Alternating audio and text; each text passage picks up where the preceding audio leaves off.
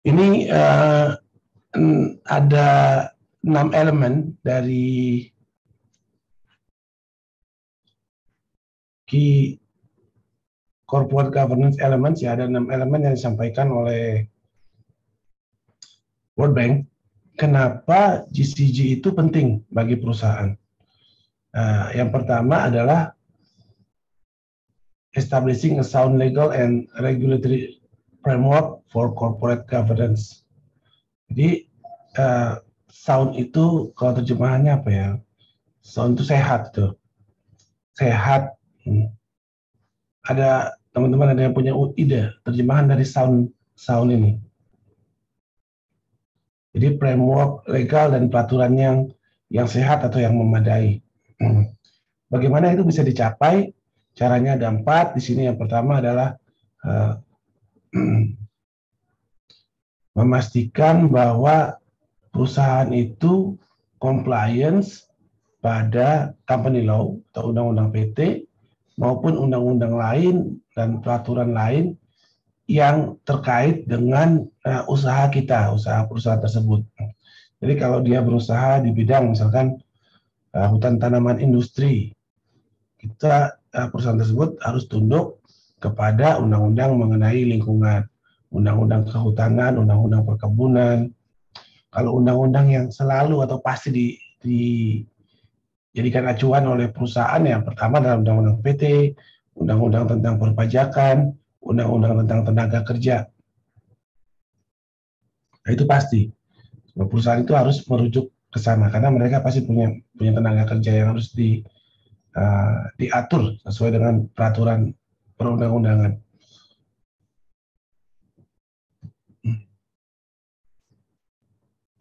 Listing them on the stock markets to create capital market discipline. Nah ini.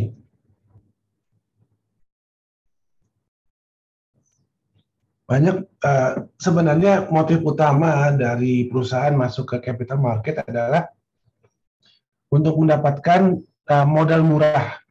Karena modal itu kalau dari bank itu relatively more expensive ya than the capital we obtain from the capital market. Coba teman-teman lihat, kalau dari bank itu bunganya sekian persen. Misalkan 12%, 14%. Tapi kalau dari pasar modal itu murah sekali bunganya. Itu kan bisa dalam bentuk bond maupun dalam bentuk share. Kalau dalam bentuk ekuitas malah tidak ada bunga, tapi ini biasanya dihindari oleh pemilik perusahaan untuk menerbitkan saham di sana. Kalaupun ada, mereka hanya menjual sekian persen dari yang ada, sehingga kepemilikannya tidak atau kepemilikan mayoritas tidak berpindah tangan. Dengan memasukkan perusahaan dengan menjadi emiten di capital market, maka perusahaan menjadi terikat untuk mengikuti peraturan dan ketentuan yang diterbitkan oleh OJK. Nah, peraturan di OJK itu ketat sekali, teman-teman. Ada satu klausul yang saya baca ya.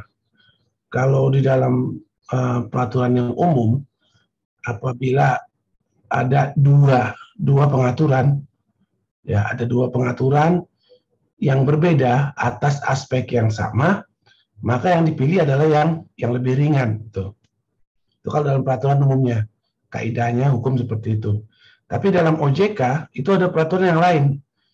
Peraturannya berbunyi begini. Apabila ada dua pengaturan terkait GCG yang berbeda atas aspek yang sama, maka yang digunakan adalah peraturan yang lebih berat.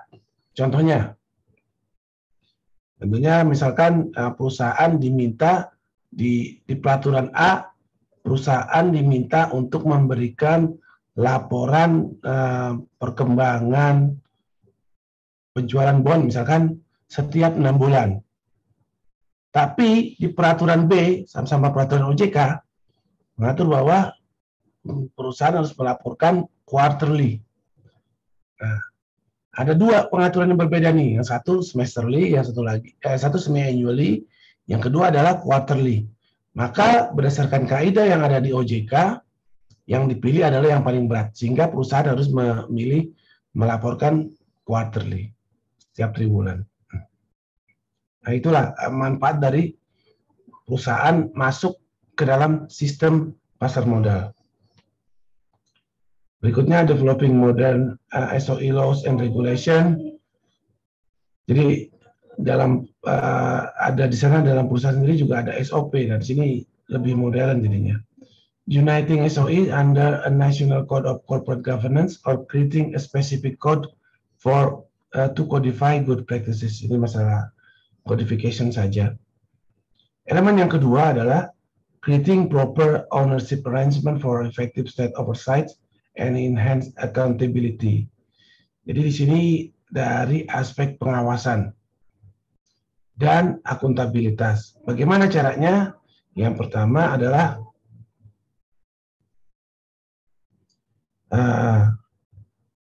memastikan ya bahwa fungsi kepemilikan dan fungsi policy making yang ada di pemerintah itu terhadap SOE itu terpisah.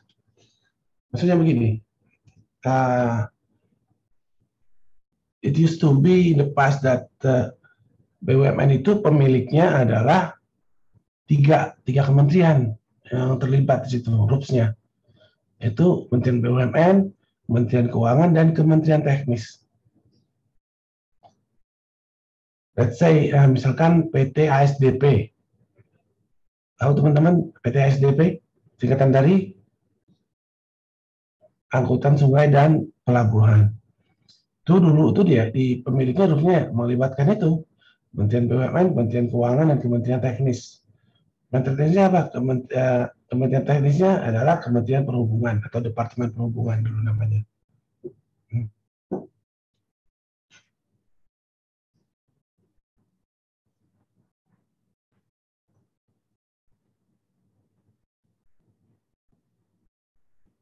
Nah, yang jadi permasalahan dengan kondisi seperti itu adalah di situ ada konflik of interest. Kementerian Perhubungan itu kan fungsinya sebagai regulator transportasi, termasuk di sini adalah transportasi penyeberangan. Sementara dia sendiri sebagai pemain, yaitu sebagai RUPS dari BUMN. Itu kelemahannya, ada konflik of interest. Dengan terbitnya Undang-Undang BUMN itu dan terbentuknya Kementerian BUMN di dulu Kementerian BUMN belum ada ya, saya koreksi dulu, hanya ada dua, Kementerian Keuangan dan Kementerian Teknis. Dengan terbentuknya Kementerian BUMN, fungsi RUPS itu di-pool. Semuanya ada di Kementerian BUMN. Kecuali BUMN yang ada di Kementerian Keuangan ya. RUPS-nya adalah Menteri Keuangan. Sehingga tidak ada lagi tuh bentrok di situ. Fokusnya jelas. Fokus dari Menteri BUMN adalah menjaga agar BUMN ini survive, dapat untung, dan memberikan nilai tambah kepada pemegang saham. Sedangkan fokus dari Menteri Perhubungan adalah mengatur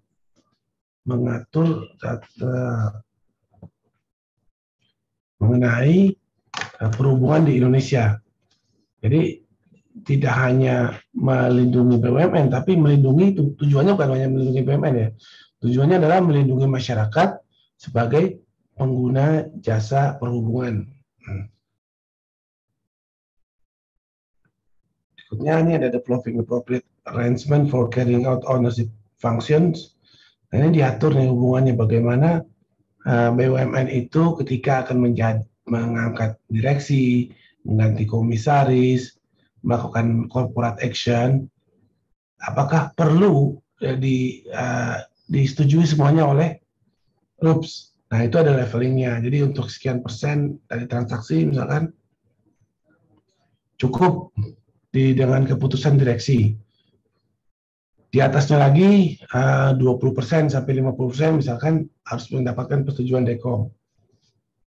Di atasnya lagi tidak hanya Dekom, jadi perlu persetujuan Dekom dan approval dari pemegang saham. Creating safeguards against government intervention. Nah, ini menarik nih. Yang topik yang ketiga ini. Sebentar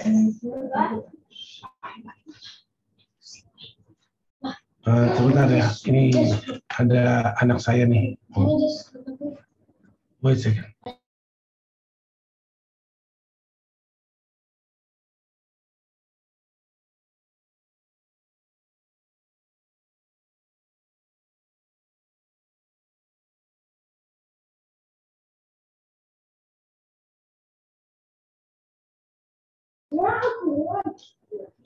Pintunya.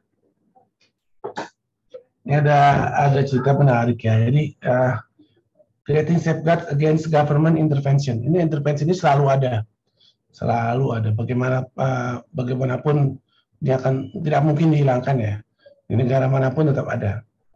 Tapi bagaimana kita di sini adalah menjaga jangan sampai intervensi itu menjadi atau mengakibatkan dampak yang parah kepada BUMN. Jadi pernah ada surat dari kepolisian itu meminta hibah pesawat kepada Garuda. Nah ini hanya untuk kepentingan studi di sini ya, teman-teman, nggak usah dibuka ke tempat lain. Hanya untuk kepentingan studi di sini, kita mengetahui bahwa banyak kementerian lembaga yang belum memahami pemisahan antara BUMN dengan negara gitu loh. BUMN itu bukan bagian dari pemerintah, dia adalah suatu entitas tersendiri. Pertimbangannya adalah kepolisian itu membutuhkan alat transportasi yang cepat ketika terjadi kerusuhan. Misalkan dulu kan kita setelah reformasi dulu awal-awal tuh ada banyak kerusuhan tuh, ada gerakan Merdeka ya, OPM di Papua, gerakan Aceh Merdeka, GAM di Aceh, ada kerusuhan di Poso, di Ambon, dan lain lah. Nah, polisi butuh alat transportasi yang cepat. Dan mereka belum punya pesawat waktu itu kan, minta satu pesawat kepada Garuda. Nah, untungnya ya, fortunately, itu sudah ada di dalam peraturan Menteri BUMN bahwa BUMN itu dilarang memberikan hibah. Dilarang memberikan hibah aset. Nah, kalau ada program lain namanya CSR itu boleh, tapi kalau hibah aset tidak, itu dilarang oleh BUMN. Sehingga dengan dasar itu plus ada pendekatan juga, saya yakin sih. Jadi seringkali memang di formal kita bilang seperti itu, tapi ada pendekatan lain lah, Menteri BUMN ketemu dengan kepolisian menjelaskan mengenai kedudukan dan fungsi dari BUMN. Jadi yang berkewajiban menyediakan fasilitas untuk polisi, untuk TNI, untuk pegawai negeri sipil adalah pemerintah. Itu bukan kewajiban BUMN. Sehingga permintaan itu sebenarnya dari awal ya seharusnya KL itu sudah paham bahwa nggak pantas lah meminta pada BUMN. Tapi karena satu dan lain hal, perlu pendekatan itu Menteri BUMN ke kepolisian. Jadi dijawab secara formal, tapi juga ada diskusi-diskusi yang informal. Nah ini perlu dibangun juga. Jadi teman-teman itu nanti ketika teman-teman sudah jadi pejabat ya, jawaban kita memang secara tertulis menolak ya, tapi menolak juga menggunakan bahasa ya, kalimat yang pas, yang sesuai. Karena kita ini masih negara berkembang, kalau terjadi ketersinggungan organisasi itu dampaknya parah. Itu dampaknya parah sekali. Nah, seperti itu. Jadi nanti perusahaan kita akan susah mendapatkan izin, susah berhubungan dengan anggota-anggota kepolisian, TNI, dan sebagainya. Jadi harus ada strategi di mana teman-teman itu sebagai seorang direksi atau kepala pimpinan itu tidak melanggar governance, tidak melanggar peraturan, tetapi juga pekerjaan tetap berjalan dengan lancar. ada lagi nih, ini baru lagi, baru beberapa hari yang lalu ya. Jadi kita punya BUMN di salah satu provinsi di daerah timur itu punya BUMN. BUMN-nya sendiri sudah nggak bagus sebenarnya sih. Sudah keuntungannya juga mepet lah, seringkali rugi. Ini ada dua opsi nih yang ingin kita lakukan. Yang pertama, BUMN itu dilebur ke BUMN lain yang lebih besar, jadi menjadi anggota holding atau dijual. Nah, kalau dijual, alternatifnya kita jual ke pasar, jadi kita akan mendapatkan harga yang lebih bagus, atau dijual ke Pemda. Pemerintah provinsinya mengatakan bahwa saya akan beli BUMN ini dengan harga sekian, X. Kalau Anda, kalau Menteri BUMN yang tidak menjual kepada saya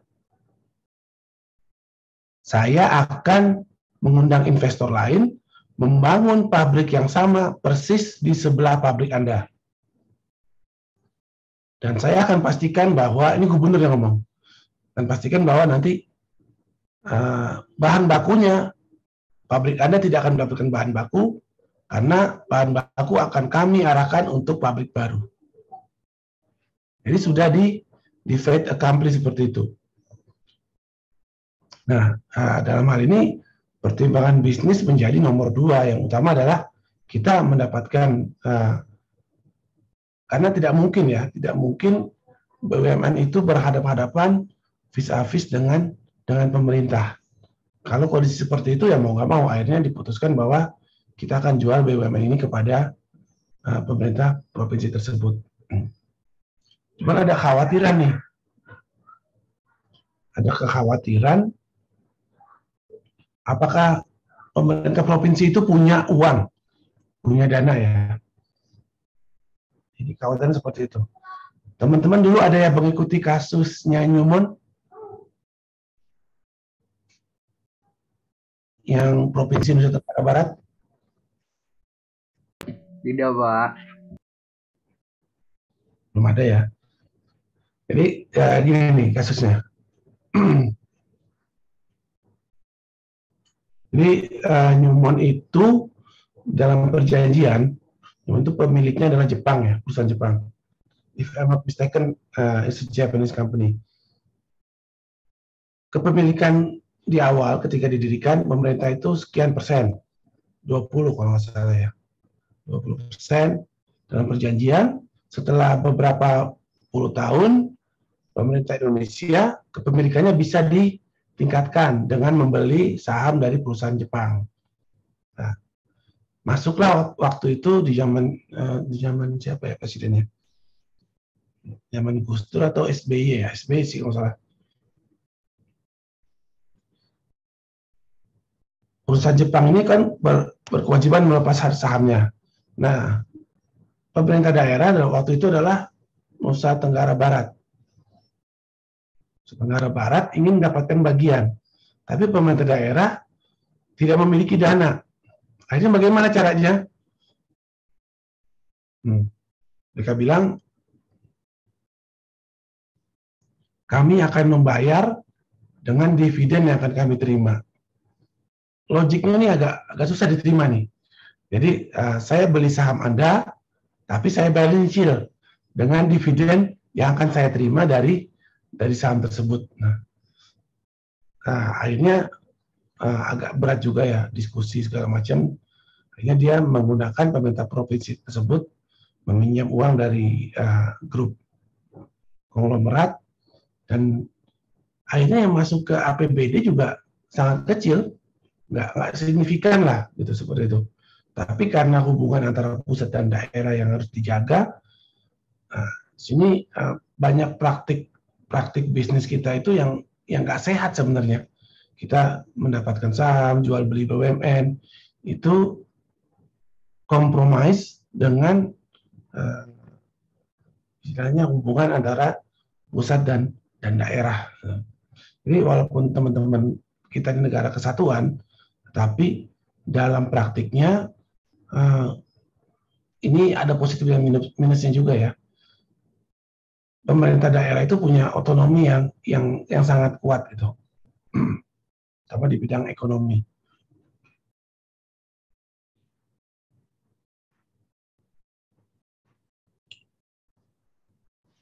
Elemen yang ketiga, developing a sound performance monitoring system. Ini ada defining, menentukan mandat, strategi dan tujuan, penyusunan KPI. Nah ini maksudnya performance monitoring itu memastikan bahwa direksi dan komisaris mereka punya IQ dan itu dipantau oleh pemegang saham. Elemen yang keempat, promoting financial and fiscal discipline.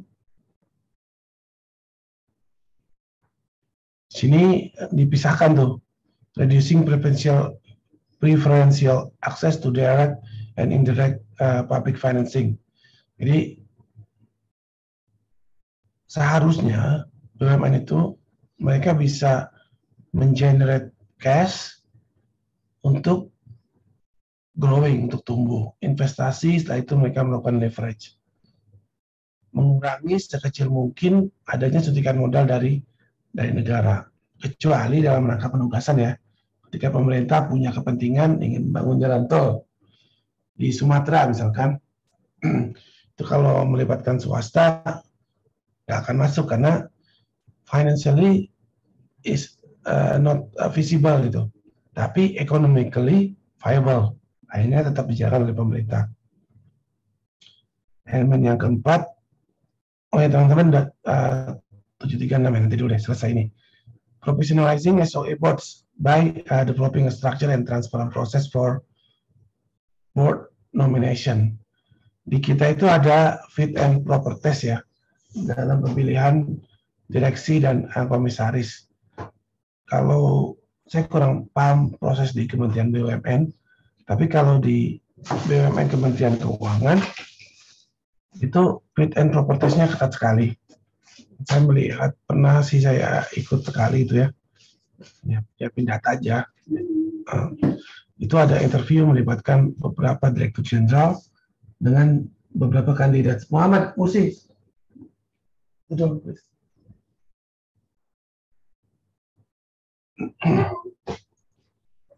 Waalaikumsalam.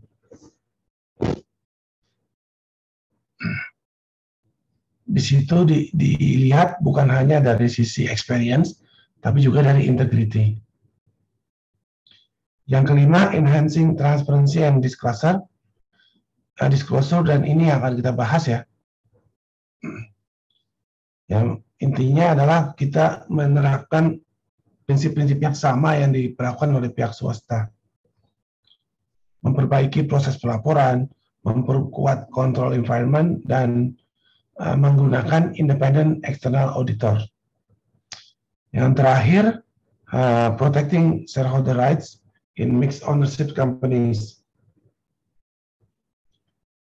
BUMN yang sebagian kecil sahamnya sudah dijual kepada private, itu harus dipastikan bahwa kepentingan pemegang saham minoritas itu terjaga. Mereka mendapatkan hak partisipasi yang seimbang dan juga didorong untuk terlibat dalam pengembangan perusahaan. Maksudnya begini, begitu kita pemerintah bersikap abusif kepada minority shareholder, ke depannya ketika pemerintah ingin menjual saham BUMN itu akan susah, tidak ada peminat, sehingga harga yang kita tawarkan harus di diskon.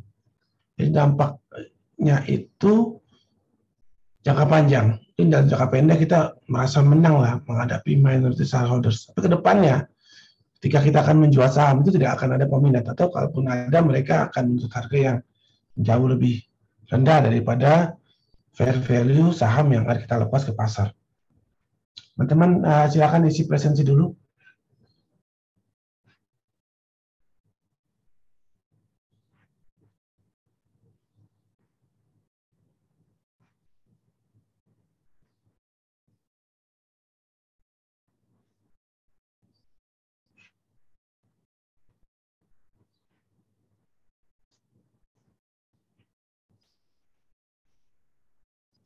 Di sini ada triangle of key stakeholders in corporate governance. Ini adalah di sistem negara yang menggunakan one tier system. Jadi kalau di Indonesia nggak seperti ini ya. Di Indonesia itu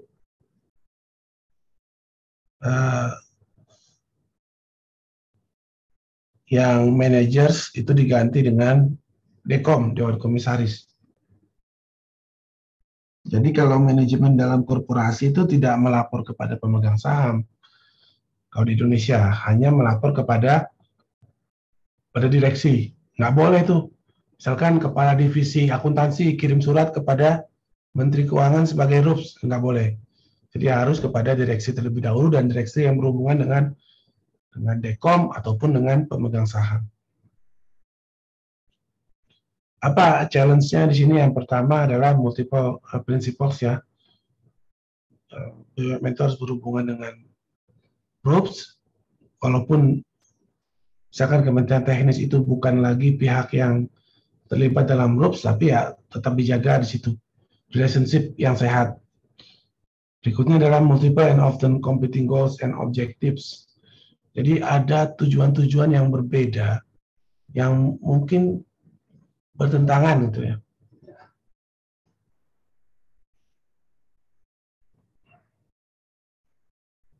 Misalkan apa ya?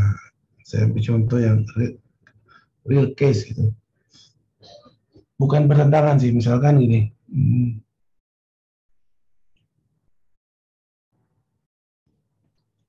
Ketika musim pandemi kemarin itu kan perusahaan BUMN ya, BUMN itu juga terpukul tuh, mereka income-nya banyak yang berkurang.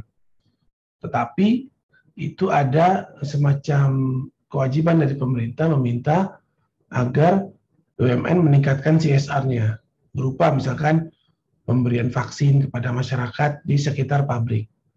Nah, kalau di negara maju nggak ada tuh BUMN atau perusahaan diminta untuk berpartisipasi dengan dana sedemikian besar. Karena mereka berpendapat bahwa kami ini sudah membayar pajak dengan besar ya, presentasinya besar, sudah kami bayar dengan benar. Tugas kami kepada negara yaitu CSR kepada masyarakat ya hanya sebagai menjaga hubungan aja lah, hubungan baik. Tapi tidak bisa ditarget dengan sekian miliar gitu misalkan, dengan sekian ratus penduduk. Karena yang berkewajiban memberikan vaksin adalah pemerintah, bukan BUMN. Nah, di sini ada competing goals tuh di situ. Perusahaan sebagai profit orienting entities dengan sebagai agent dari pemerintah. Tapi ya perusahaan mau nggak mau harus mengikuti kemauan dari pemegang saham. Protection from competition.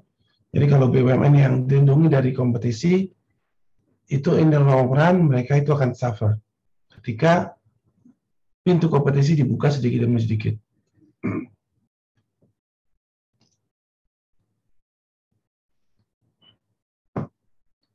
Direksi dan Dewan Komisaris yang diisi orang-orang yang beraliansi politik, ini juga karena ketika menjelang pemilu, SOE ini akan menjadi cash cow dari orang-orang yang terlibat politik tersebut. Berikutnya, low levels of transparency and accountability. Dan terakhir, with protection of minority shareholders, sehingga ada bully di sini. Minority shareholders itu berhadapan dengan pemerintah selaku majority shareholders. Jadi yang dihadapi dua pihak, itu selaku pemerintah dan selaku majority shareholders.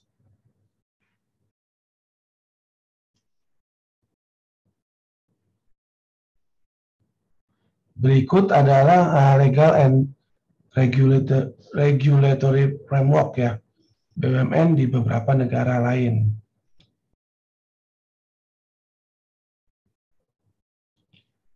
Ini pertama di kotak paling kiri atas itu negara-negara yang memiliki yang BUMN-nya itu tunduk kepada Undang-Undang General Public Enterprise, kalau kita Undang-Undang PT ya, dan juga Undang-Undang BUMN. Sini ada Mesir, ada Korea, ada Serbia, ada Turki. Jadi BUMN-nya ini kalau di Indonesia sama dengan BUMN yang berbentuk PT. Jadi BUMN kita itu selain tunduk kepada Undang-Undang BUMN, itu juga tunduk kepada Undang-Undang PT. Kalau di kanan atas, ya, countries with SOEs under company legislation. Jadi BUMN-nya tunduk hanya kepada Undang-Undang PT, tidak ada Undang-Undang BUMN. Begitu bentuknya sudah menjadi limited corporation atau perseroan terbatas, maka mereka perlakuannya sama dengan perusahaan swasta. Tidak ada tambahan peraturan lain. Contohnya di sini ada di Bhutan, Chili, Ghana, India, Malaysia.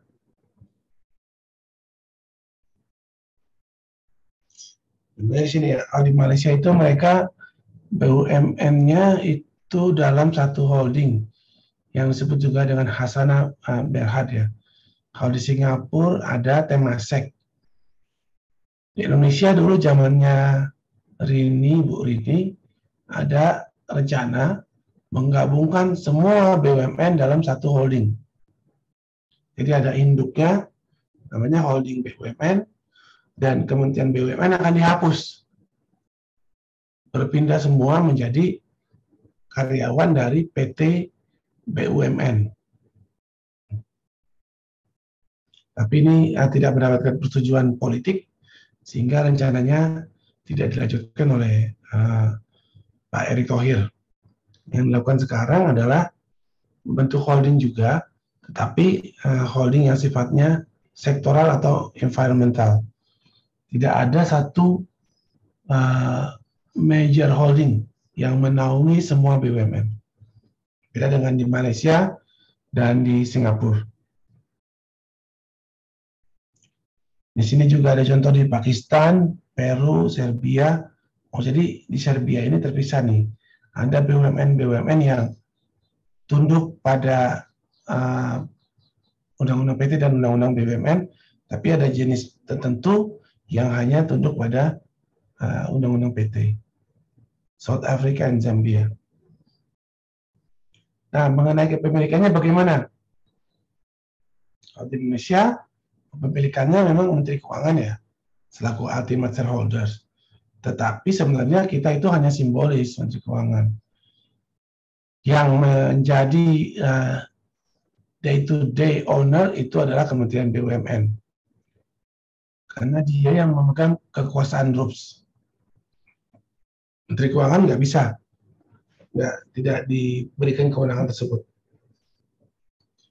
Nah, kalau di Bhutan ini, pemiliknya itu adalah raja ya, His Majesty the King. Di Finland, Perdana Menteri. Di Norway, Menteri Perdagangan dan Industri. Di Swedia, Menteri Energi, Enterprise dan Communication. Jadi Menteri BUMN, Menteri SDM, dan Menteri Komunikasi di Swedia itu digabung jadi satu.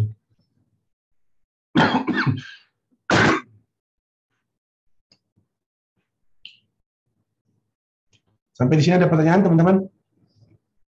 Sebelum kita masuk ke topik pekan ini yang lebih spesifik mengenai transparency, disclosure, and controls.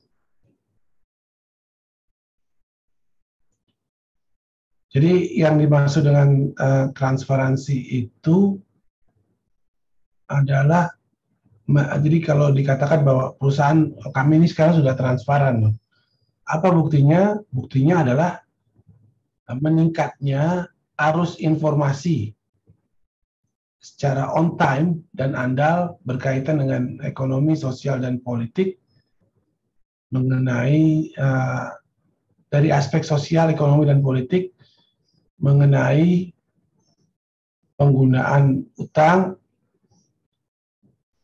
kemampuan perusahaan maupun provisi dari pemerintah. Jadi kalau kita melaksanakan penugasan dari pemerintah ya. Jadi sini keywordnya adalah adanya akses, adanya unsur relevant information, dan informasi yang berkualitas dan reliable. Jadi ada 3 atribut bisa dikatakan kalau kita ingin melihat seberapa transparan suatu organisasi, yaitu aksesnya,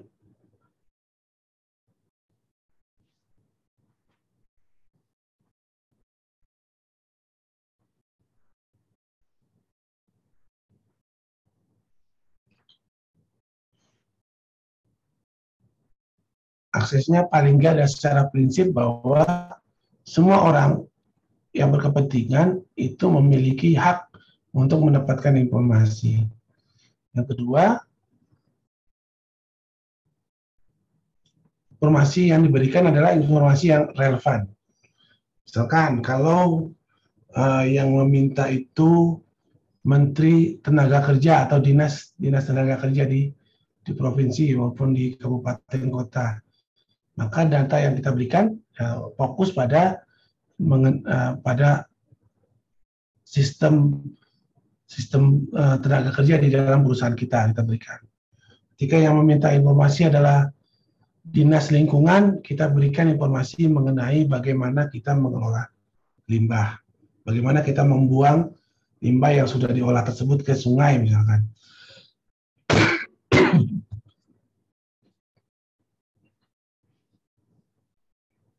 Jadi ada cerita juga nih, di pabrik tekstil itu kan banyak menggunakan air ya. Sebelum airnya dibuang, itu mereka diolah terlebih dahulu dan ada kolam. Kolamnya itu ditaruh ikan. Jadi kalau hasil pengolahannya itu betul, ikannya segar, hidup kan.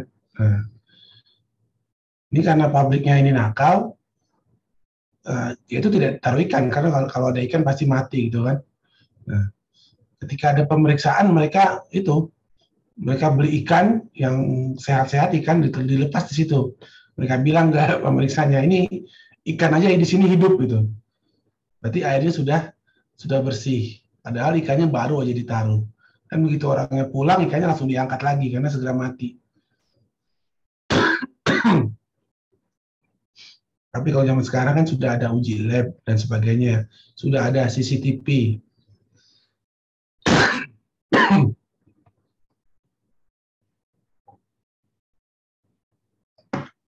Bahkan untuk perusahaan yang bergerak di bidang nuklir, itu ada organisasi internasional yang mengawasi masalah nuklir. Ada yang tahu? Saya lupa itu namanya. Jadi kita kan punya Batan ya, Badan Tenaga Nuklir Nasional, itu punya reaktor. Itu ada CCTV yang dipasang di situ 24 hours, 24/7 ya, 24 hours a day, 7 days a week. Itu menyala terus. Itu langsung diakses oleh PBB. Saya cek deh. Badan PBB yang menangani nuklir ya.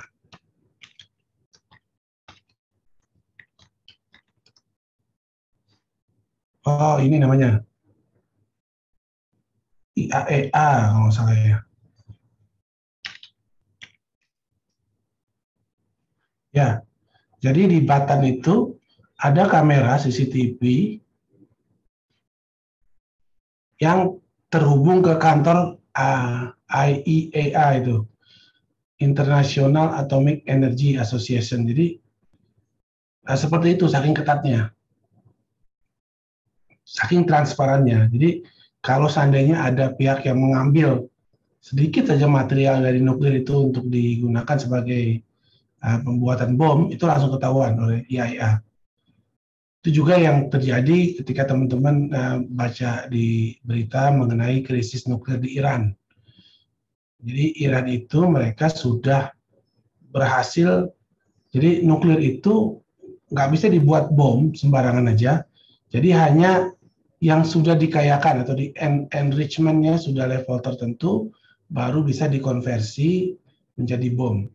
Nah, Dari beberapa negara yang punya kemampuan seperti itu, sebenarnya ada negara lain yang juga mampu.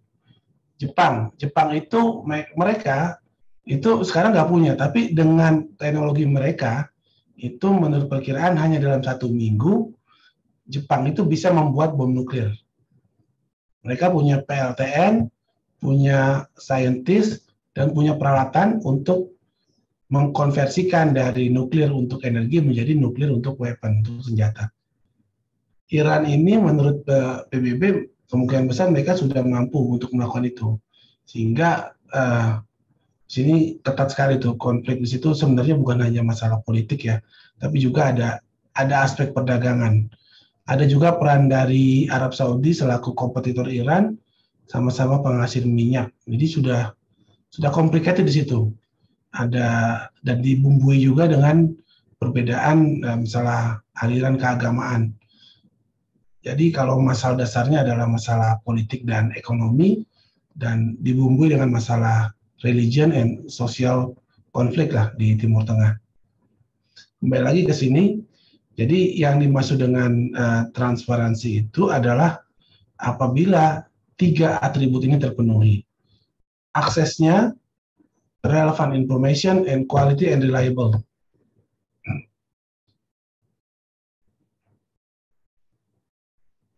Apa beda antara transparansi dengan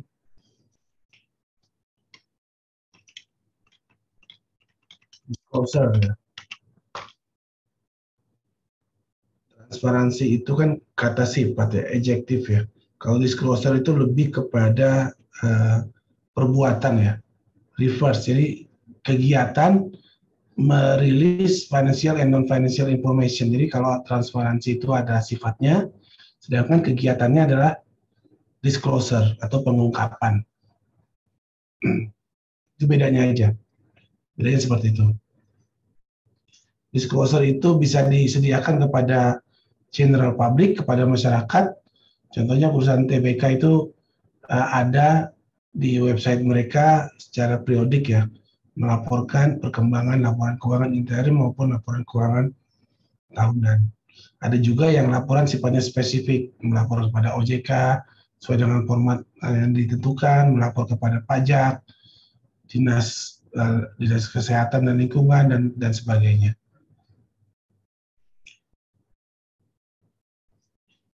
Kalau dari OECD,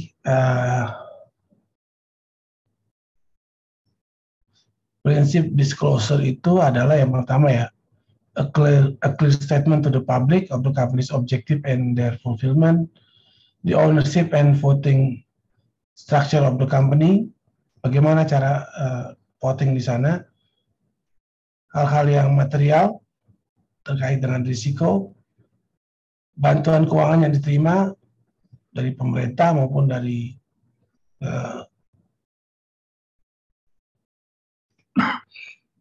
BUMN lain,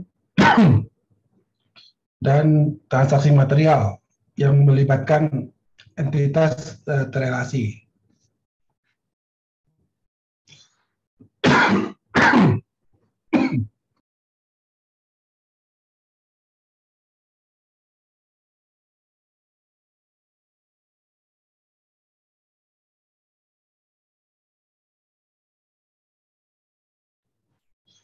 Berikutnya adalah ini ada beberapa standar ya. Standar yang menjadi acuan baik oleh BUMN maupun lembaga auditor. Yang pertama, financial reporting. Kalau kita BUMN ini udah hampir semuanya tuh menerapkan SAK ya. Standar akuntansi keuangan yang diterbitkan oleh IAI. Dan IAI sendiri sudah mengadopsi IFRS. Sudah lama itu, sejak tahun 2015 kalau salah. Kita sudah mengadopsi IFRS, International Financial Reporting Standards. Ini yang menarik dari IFRS ini adalah itu suatu semacam reformasi di bidang kebijakan akuntansi. Kalau sebelumnya akuntansi itu bersifat rule based, sifatnya ya hanya berdasarkan peraturan. Dalam artian rigid. diubah dengan IFRS menjadi principal base. Jadi principal base itu silakan perusahaan memilih kebijakan akuntansi yang mereka inginkan itu. Tetapi mereka harus memberikan penjelasan kenapa mereka memilih kebijakan akuntansi A. Kalau sebelumnya itu diatur bahwa kalau perusahaan begini, maka harus memilih kebijakan akuntansi A. Kalau perusahaannya begitu, kebijakan akuntansi B. Nah, kalau sekarang perusahaan boleh pilih A atau B, tapi dia harus punya penjelasan. Kalau penjelasannya nggak sesuai, mereka harus mengganti dengan kebijakan akuntansi yang lain. Memang ada kebebasan sih kelihatannya, tapi sebenarnya nggak juga, karena perusahaan dipaksa untuk mengikuti standar akuntansi yang betul-betul sesuai dengan circumstances mereka. Internal audit ini ada standarnya namanya International Standards for the Professional Practice of Internal Auditing, which is set by Institute of Internal Auditors. Kalau internal control dan risk management ini ada COSO, ada juga ISO 31000. External audit ada International Standards on Auditing and International Standards for Supreme Audit Institution. Jadi ada dua di sini, yang untuk umum maupun yang untuk BPK, Supreme Audit Institution. Di berbagai negara mereka ada asosiasinya. Corporate governance, ada Principle of Corporate Governance set by OECD, ada juga yang disusun oleh World Bank seperti bahan yang kita pelajari ini. Integrated Reporting ada disusun oleh Global Reporting Initiative, ada standar yang bernama Sustainability Reporting Guidelines.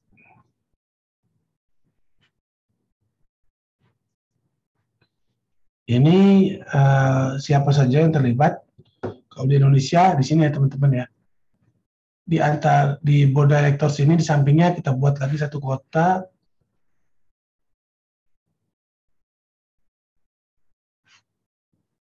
Kita buat lagi di sini. Dekom.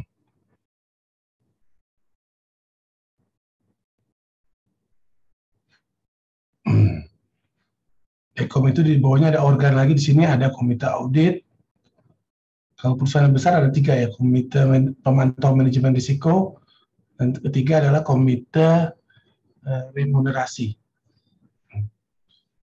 Dan yang namanya organ direksi ya, yang ini hanya melapor kepada direksi. Mereka nggak boleh melapor kepada Dekom, melapor kepada pemegang saham, tidak, hanya kepada direksi. Namun mereka dapat berkoordinasi dengan 3 organ Dekom ini. Jadi mereka koordinasi bisa langsung ke sini ya. Tapi kalau surat menyurat tidak bisa. Surat menyurat hanya yang ini saja nih. 3 pihak ini yang boleh melakukan surat menyurat, yaitu ROPS, Dekom, dan direksi. Kalau koordinasi sih bebas-bebas saja. Namanya koordinasi itu kan sifatnya informal.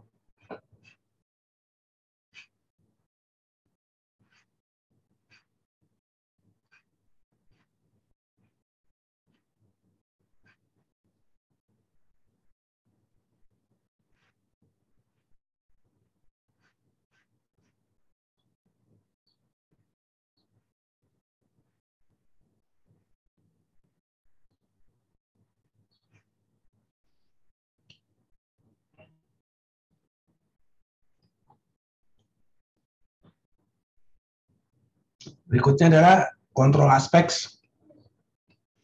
Sini teman-teman bisa lihat sendiri dari aspek finansial apa saja yang menjadi concern utama di tiap negara ya.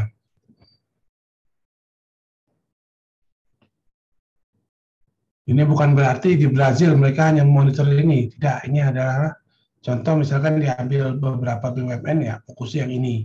Tapi kenyataannya ya saya yakin nggak hanya itu. Di Indonesia fokusnya adalah return on equity. Dari sisi profitability yang kita kontrol ada return on assets, expense banding income ratio, net interest income. Dari sisi solvency ada NPL, jadi untuk yang perbankan ini NPL. Capital adequacy ratio atau CAR, assets banding liabilities, loans deposit ratio. Di bawahnya ada New Zealand. Sedangkan untuk yang non-financial indicators,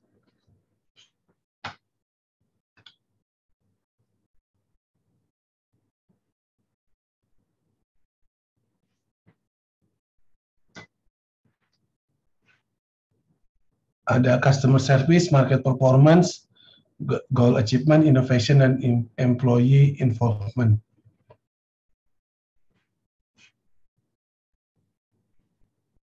Ini di World Bank sendiri mereka menyusun 4 level maturity ya, seberapa bagus sih penerapan GCG. Yang level 1 ada basic corporate governance, level 2-nya ada extra steps to ensure good GCG, yang level 3 ada major contribution, dan level 4 ada leadership. Jadi kalau sudah bagus, sudah masuk level 4. Sini apa bedanya tuh antara level 1 dengan level 4? To contrast them ya. Kita lihat yang level 1 dan level 4. Level 1 di sisi transparansi dan disclosure, di situ SOE menyiapkan laporan tahunan secara on time, dan juga bedanya apa tuh ini bawah dengan yang di atasnya itu? Oh, yang di atas laporan keuangan, di bawah laporan tahunan. Sedangkan yang level 4 itu bukan hanya sekedar itu, laporannya juga sudah mencakup ada remunerasi, risk management, KPI, environment and social reporting, terus juga mencakup cost and funding of public service, dan juga public disclosure is available di situs mereka. Jadi perbandingan antara level 1 dan level 4 dari sisi transparansi and disclosure. Dari sisi control environment, yang level 1, SOE itu punya internal control yang sekedar punya lah. Internal audit juga sekedar punya, annual financial statement itu diaudit, dan itu juga diaudit oleh lembaga auditor pemerintah. Sedangkan yang level 4 itu sudah menerapkan misalkan COSO ya, atau ISO 31000. Internal auditnya sudah menerapkan standar internal audit internasional. Ada auditor yang terkenal lah istilahnya, yang punya integritas, yang mengaudit secara rutin. Ini teman-teman, mungkin saya udah pernah ngasih bahan ini kayaknya. Ini kewenangan yang dimiliki oleh Kementerian BUMN, itu semuanya hampir dimiliki oleh Kementerian BUMN, kecuali yang holdingisasi nih. Holdingisasi yang nomor 6 itu masih di Kementerian Keuangan. Teman-teman silakan pelajari sendiri. Nah, ada pertanyaan sebelum kita masuk ke sesi presentasi? Bapak izin bertanya, Pak. Silakan Iqbal. Pak, kan dari tadi kan kita sudah membahas terkait organigram dari si BUMN ini, Pak. Nah, tapi Iqbal tuh nggak pernah nemuin Dewan Komisaris, Pak. Berarti kalau misalnya kayak gitu, di luar ini Dewan Komisaris ini dipegang sama direksi atau gimana ya, Pak? Terus, apakah Dewan Komisaris ini cuma ada di Indonesia atau bagaimana ya, Pak? Terima kasih, Bapak.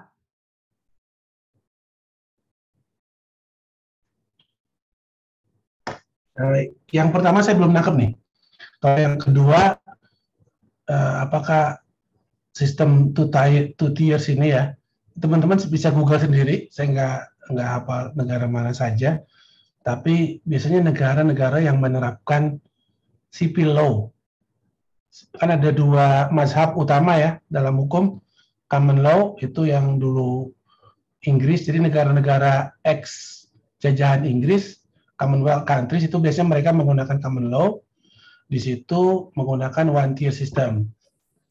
Kalau negara-negara yang menggunakan civil law itu seperti jajahan Prancis ya dan Belanda, itu biasanya menggunakan sistem silakan di Google sendiri. Maksudnya adalah one tier and two tier system. Di Indonesia sendiri nggak semuanya menggunakan two tier system ya. Ada organisasi atau perusahaan, bukan perusahaan sih, seperti LPS ya, kalau teman-teman tahu LPS, LPEI, itu menggunakan one tier system, karena mereka bukan PT sih bentuknya. Nah, kalau pertanyaan pertama gimana tadi? Maksudnya, Iqbal? Ini Pak, jadi apakah pekerjaan Dewan Komisaris itu dipegang sama direksi atau tidak ya Pak? Lalu, Independen. oke. Ya, terus? Terus Pak, kalau misalnya di negara yang tidak ada Dewan Komisarisnya ini, eh oh salah nih Pak, berarti dijawab nih Pak tadi Pak. Kan kalau misalkan kayak gini deh Pak, kan ada negara yang ada Dewan Komisarisnya, ada yang enggak ya Pak ya. Ya. Nah, yang Iqbal tanyakan itu adalah kalau misalkan negara yang tidak memiliki Dewan Komisaris ini, berarti Pak, pengawasannya ini dipegang sama direksi langsung ya Pak? Seperti itu Pak. Jadi mungkin masih belum terjawab. Cuman bedanya ada. Coba. Di negara yang menerapkan one tier system itu, ini mereka di direksi itu ada dua sebenarnya. Ada yang executive directors dan ada non-executive directors. Nah, executive directors ini mereka yang melaksanakan atau punya kewenangan, yang punya kewenangan di melaksanakan keputusan ya, merencanakan dan sebagainya. Non-executive directors ini yang fungsinya mirip-mirip dengan Dewan Komisaris gitu. Jadi dia itu melakukan pengawasan atas executive directors. Secara umum seperti itu, tetapi tiap negara itu mereka punya istilahnya ya specific regulation lah. Ada slightly differences among them gitu. Baik Pak, berarti tiap negara punya ciri khas masing-masing apa ya untuk BUMN ya? Ya, mereka punya ciri khas masing-masing dan biasanya juga ada kalau major atau mazhab utamanya ada dua tadi, one tier and two tier system. Baik Pak, cukup Pak. Terima kasih Pak. Sama-sama, ayo yang lain. Ini yang lain kameranya nggak dinyalakan.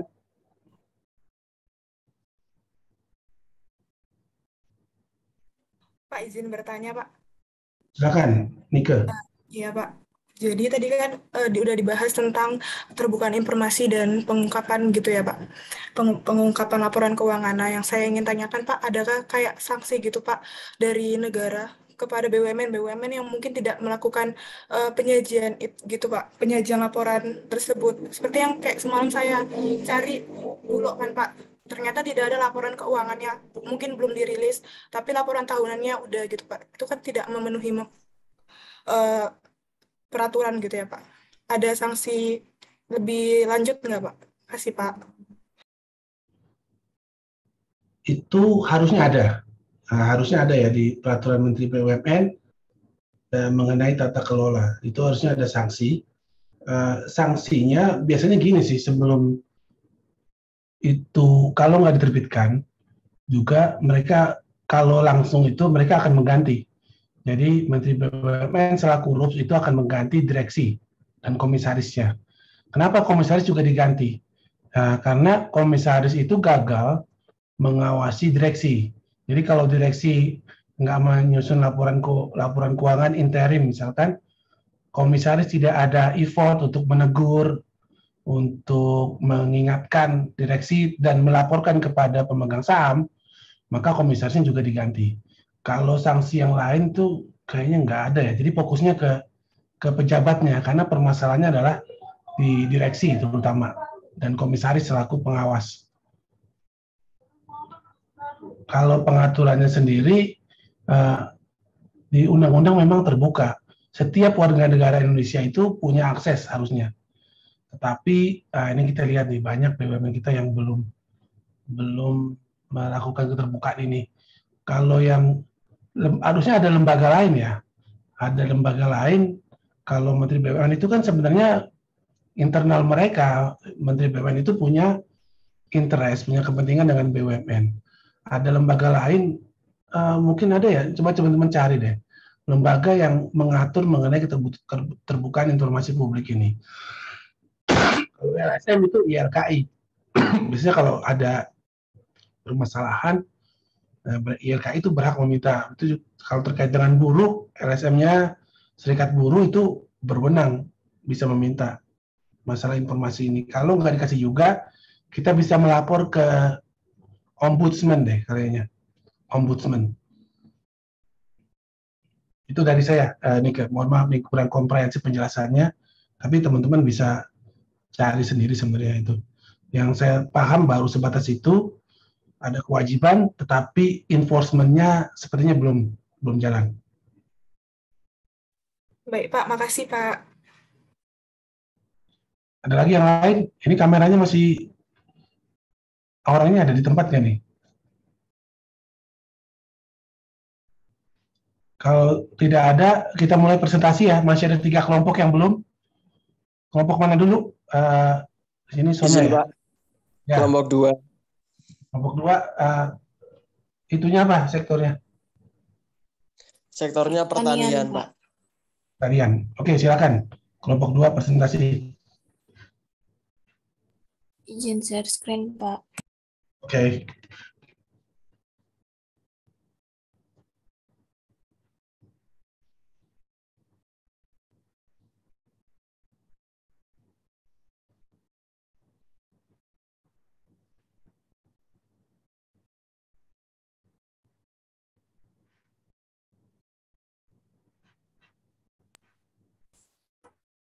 Baik, selamat pagi Bapak dan teman-teman semua.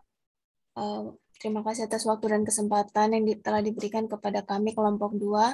Saat ini kami akan mempresentasikan risiko fiskal BUMN di sektor pertanian.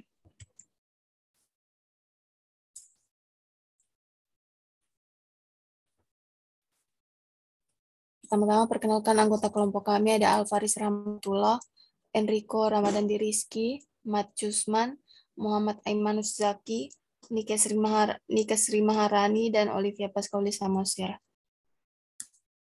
Pembahasan pertama mengenai proses bisnis akan dilanjutkan oleh teman saya Usman.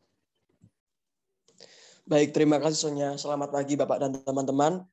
Izin menyampaikan hasil diskusi kami mengenai proses bisnis yang ada pada PT Bulog dan PT Sanghyang Seri. Untuk yang pertama, proses bisnis pada Bulog.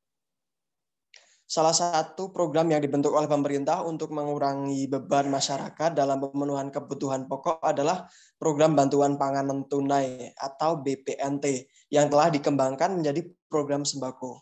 Dengan program sembako, indeks bantuan yang semula adalah senilai 110.000 per KPM per bulan naik menjadi sebesar 150.000 per KPM per bulan.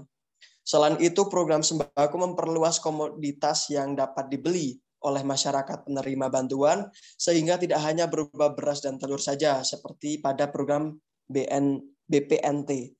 Melalui mekanisme akun elektronik berupa Kartu Keluarga Sejahtera atau KKS, yang digunakan hanya untuk kebutuhan bahan pangan di tempat yang telah bekerjasama dengan Bank Himpunan Bank Negara atau Himbara, yang kemudian disebut e-warung.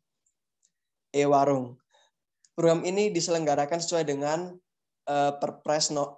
Perpres Republik Indonesia nomor 63 tahun 2017 tentang penyaluran bantuan sosial syarat non-tunai. Kemudian pada tahun 2020 di segmen komersial, Perum Bulog melakukan kegiatan perdagangan komoditas lainnya. Penjualan atau penyaluran segmen komersial dilakukan melalui 2 saluran, yaitu retail atau langsung dan grosir atau distributor.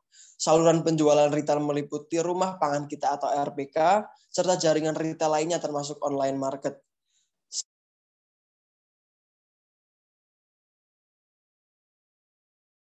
Tentang 265 gerai, di mana sebanyak 14.676 gerai RPK melayani BPNT atau program sembako. Sedangkan jumlah jaringan dengan komposisi terbesar didapatkan dari jaringan retail BUMN dan perusahaan lembaga lainnya sebanyak 1.549. Selanjutnya, berikut adalah besaran bantuan pangan non-tunai atau kartu sembako yang pada Outlook tahun 2020 sebesar 43,1 naik menjadi 45,1 di APBN tahun 2021. Berikutnya, Proses bisnis pada PT Sanghyang Sari. Sanghyang Sri. Sanghyang Sri. Ya, bukan Sari ini. Baik, proses bisnis PT Sanghyang Sri Persero meliputi kegiatan riset dan pemeliharaan benih unggul, pembenihan, penanam padi hingga panen, pengelolaan pasca panen untuk dijadikan benih, penyimpanan di gudang, pengemasan dan distribusi ke jaringan pemasaran. Berdasarkan peraturan pemerintah nomor 18 tahun 1995, PT Sanghyang Sri Persero mempunyai tugas pokok sebagai berikut. Yang pertama, produksi serta pemasaran dan perdagangan benih pertanian. Yang kedua, melakukan penelitian, sertifikasi pendidikan dan penyuluhan serta jasa lainnya dalam bidang perbenihan. Yang ketiga adalah kegiatan-kegiatan lainnya yang langsung menunjang usaha perbenihan yang dapat meningkatkan pendapatan dan kinerja perusahaan. Slide berikutnya.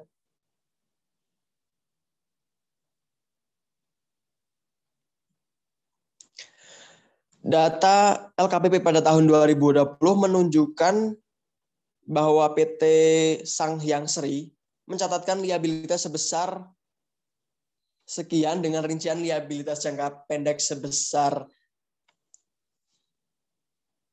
561.802 juta dan liabilitas jangka panjang sebesar 1.429.226 juta. Kemudian dari segi kinerja, PT Sanghyang Sri terbilang cukup kewalahan mengingat PMN yang sudah diberikan sejak tahun 2015 sebesar 400 miliar, yakni realisasi dana sampai kuartal 2 tahun 2019 sebesar 95,8% dan realisasi fisik sebesar 79,46%. Namun PT Sanghyang Sri Persero masih mencatatkan kerugian sebesar 2.152.733 juta rupiah pada tahun 2020. Hal tersebut diambil dari LKPP tahun 2020. Berikutnya.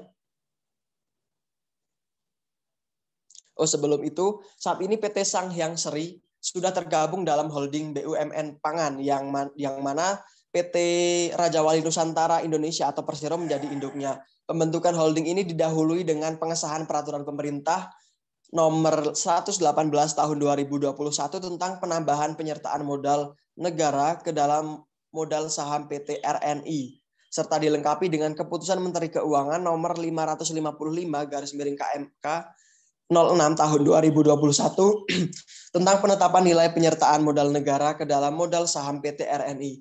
Pembentukan holding BUMN Pangan diharapkan oleh pemerintah mampu memicu semangat untuk mewujudkan 3 capaian objektif, di antaranya mendukung ketahanan pangan nasional, inklusivitas bagi petani, peternak, dan nelayan, serta menjadi perusahaan pangan berkelas dunia. Berikutnya akan dijelaskan oleh teman saya. Selanjutnya ada tipe dan signifikansi risiko fiskal. Yang pertama untuk Perum Bulog terlebih dahulu. Untuk tipe yang pertama yaitu Revenue, Variation in Tax and Royalties. Berdasarkan annual report Perum Bulog, jumlah pembayaran pajak mengalami penurunan selama 3 tahun terakhir, yaitu pada tahun 2018 sebesar 1.174.000 dalam juta, tahun 2019 sebesar 486 juta dalam juta, tahun 2020 289 juta dalam juta. Yang kedua, tipe resiko yang kedua yaitu variation in dividends. Perum Bulog tidak melakukan pembagian dividen kepada pemerintah selama 3 tahun terakhir dikarenakan selama tahun 2018, 2019, dan 2020 membukukan kerugian. Yang kedua,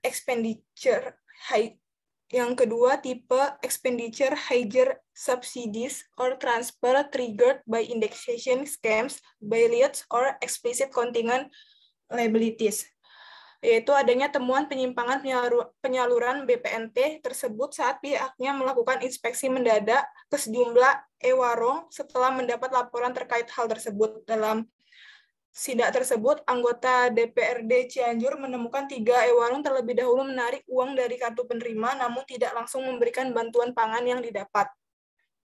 Kemudian, tipe dari expenditure yang selanjutnya yaitu higher interest payments triggered by debt guarantees. Jadi pada tahun 2020, struktur permodalan Perumbulok terdiri atas 50% modal pemerintah, 3% utang bank jangka panjang, serta 46% utang bank jangka pendek. Dari data tersebut diketahui porsi utang cukup besar sehingga berpotensi untuk memiliki beban bunga yang cukup besar pula. Selanjutnya akan dijelaskan teman saya.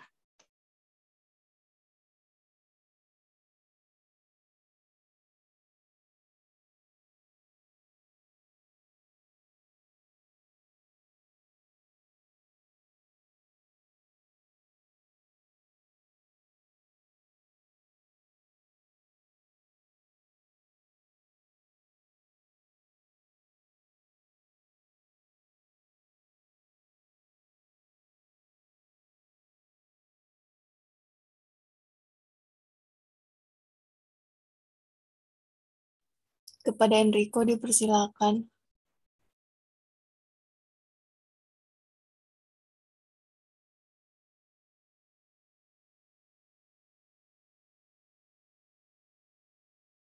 Mungkin terputus ya.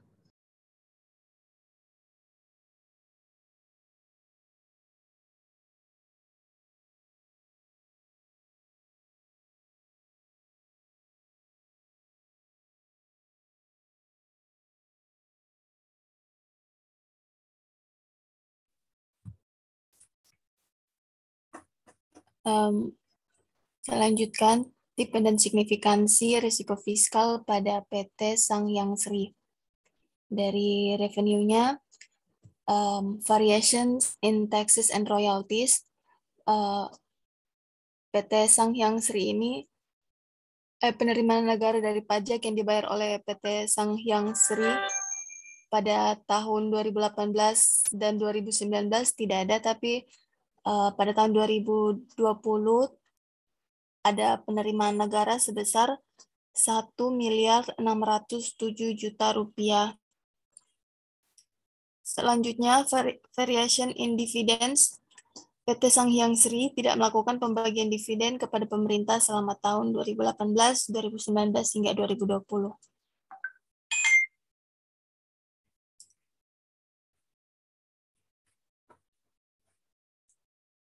Selanjutnya di tipe expenditure, higher subsidies or transfers triggered by indexation schemes, bailouts, or explicit contingent liabilities.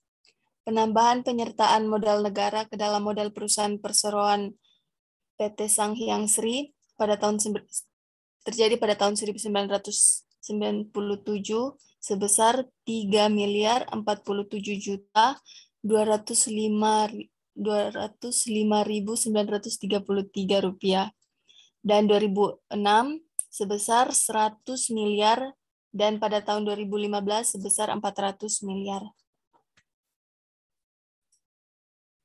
Selanjutnya pada tipe net financial position pada tahun 2018 diukur dari ROE-nya, PT Sangyang Sri memiliki ROE sebesar 0,1306. Selanjutnya pada tahun 2019 mengalami penurunan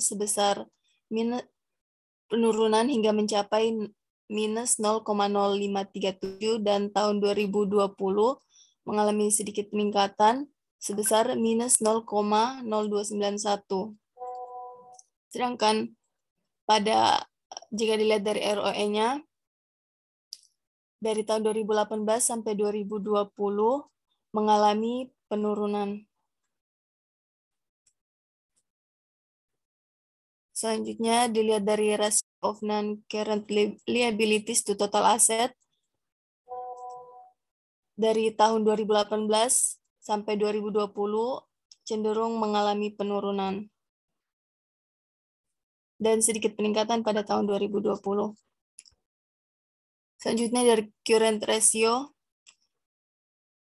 pada tahun 2018 sebesar 0,3251, lalu mengalami penurunan pada tahun 2019 sebesar mencapai 0,2248 dan kembali mengalami peningkatan pada tahun 2020 hingga mencapai angka 0,2755. Selanjutnya kebijakan pemerintah akan dilanjutkan oleh teman saya.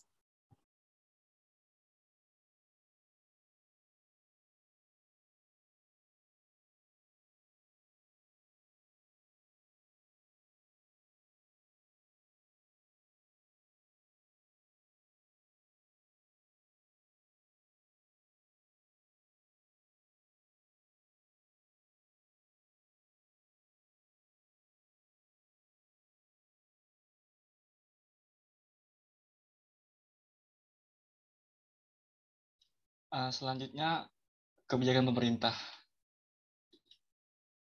Pada LKPP 2020, pemerintah memberikan upaya berupa alokasi program PEN tahun 2020 sebesar 203,9 triliun, yang penggunanya ditunjukkan untuk penanganan dampak pandemi COVID-19 dalam bentuk perlindungan kepada masyarakat miskin dan rentan antara lain perluasan program Keluarga Harapan, Kartu Sembako, Bantuan Paket Sembako Jabodetabek, Bantuan Sosial Tunai Non-Jabodetabek, Kartu Prakerja, diskon listrik, bantuan subsidi gaji atau upah, dan bantuan langsung tunai, BLT, dan dana desa.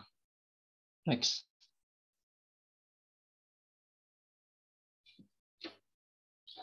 Selanjutnya kebijakan pemerintah PT Sanghyang Sri, yaitu menjaga likuiditas dan solvabilitas keuangan, diantaranya adalah penyertaan modal negara. Komitmen pemberian PMN dilakukan untuk meningkatkan kapasitas usaha dan memperbaiki struktur pemodalan. Dana PMN harus diimplementasikan sesuai dengan rencana bisnisnya. Terus kebijakan pemerintah selanjutnya itu melakukan merger antara PT Sanghyang Sri dengan PT Pertani dan membentuk holding pangan. Untuk kesimpulan dan saran akan dilanjutkan oleh teman saya. Adapun kesimpulannya yaitu Bulog dan PT Sanghyang Sri merupakan BUMN yang berhubungan dengan sektor pertanian. Bulog merupakan perusahaan umum milik negara yang bergerak di bidang logistik pangan, sedangkan PT Sanghyang Sri merupakan BUMN yang bergerak pada kegiatan riset dan pemeliharaan benih, menanam padi hingga panen, pengolahan pasca panen, penyimpanan di gedung, pengemasan dan distribusi atau pemasaran. Baik Bulog maupun PT Sanghyang Sri mengalami risiko fiskal pada revenue, expenditure, ataupun net financial position-nya. Oleh karena itu, pemerintah melakukan beberapa upaya guna mendukung pertumbuhan BUMN di bidang pertanian ini, yaitu dengan perluasan program Keluarga Harapan atau PKH, kartu sembako, bantuan paket sembako Jabodetabek, menetapkan target output DAK fisik tahun 2021 di bidang pertanian, meliputi penyediaan 50 unit UPTD atau Balai Perbenihan Tanaman Pangan dan Perkebunan serta sarana pendukungnya, melakukan PMN pada BUMN hingga melakukan merger dan pembentukan holding pangan. Dan saran yang ingin kami berikan pada sektor pertanian ini yaitu pertama melakukan pengawasan pada setiap pelaksana BPNT hingga pemberian bantuan dapat sampai ke tangan orang yang tepat. Yang kedua yaitu memberikan sanksi yang tegas bagi setiap pelaksana BPNT yang melakukan kecurangan. Yang ketiga yaitu pengelolaan BUMN secara profesional, bebas dari berbagai kepentingan politik. Yang keempat yaitu pengawasan komisaris dan direksi BUMN. Dan selanjutnya yaitu mengurangi beban usaha, substitusi terhadap bahan baku impor, dan yang terakhir yaitu mengurangi proporsi hutang. Terima kasih. Untuk daftar putakanya ada terlampir dan saya kembalikan ke moderator.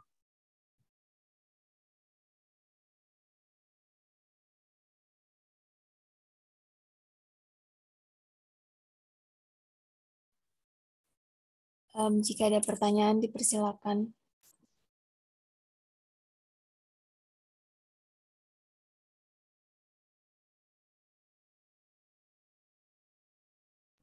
Silakan teman-teman yang ingin mengajukan pertanyaan atau menyanggah statement atau mengkoreksi, silakan.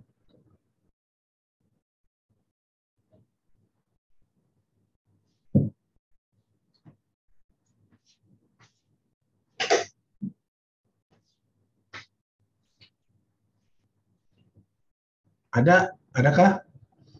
Mungkin sambil nunggu ya, saya cerita sedikit mengenai Bulog ini. Jadi bisa ditutup dulu share screen-nya, teman-teman. Sambil nunggu, kalau ada pertanyaan langsung diinterupsi ya. Teman-teman, ada yang paham kalau mendengar Bu Sri Mulyani press conference itu menggunakan istilah above the line, below the line?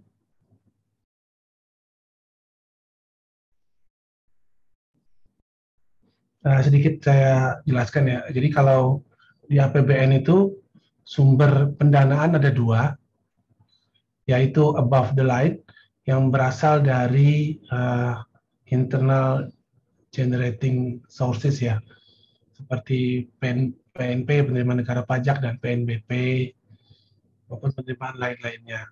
Itu disebut dengan above the line. Sedangkan yang below the line itu yang sumbernya berdasarkan dari pembiayaan, jadi sumbernya dari utang. Nah, investasi atau PMN itu yang kita berikan kepada BUMN maupun kepada BLU itu sumbernya dari utang. Utangnya bisa dari luar negeri, tapi sekarang sudah semakin baik ya dengan penerbitan SPN, surat berharga negara. Nah, masalahnya adalah kalau utang itu kan kita berarti harus bayar bunga ya. Harus bayar bunga misalkan 8% lah per tahun. Ini Bulog ini kita berikan PMN sebesar 3 triliun 3 atau 4 tahun yang lalu. Tapi uangnya sampai sekarang belum digunakan tuh oleh Bulog. Masih ada di kas mereka, di bank rekening bank mereka. Artinya apa? Pemerintah itu kan kalau rumus menghitung GDP, gross domestic product adalah consumption, investment, plus government expenditures ya. Itu ada government expenditures yang tertahan di Bulog sebesar 3 triliun. Itu yang pertama. Yang kedua, kita kan setiap tahun bayar bunga. Jadi ada opportunity loss di situ. Ada opportunity cost, ada opportunity loss yang kita bayar bunganya dan uangnya masih di rekening mereka. Jadi ini juga salah satu risiko fiskal. Mereka minta dana tapi tidak segala di disburse. Ada pertanyaan di sini? Terima kasih dari kelompok berapa tadi? Gusman? 2, Pak. 2 ya, Olivia. Terima kasih. Selanjutnya, kelompok berikutnya. Masih ada 2 kelompok lagi. Izin Pak, kelompok 4 Pak. Kelompok 4, silakan. Saltira. Baik Pak, izin share screen ya Pak. Oke.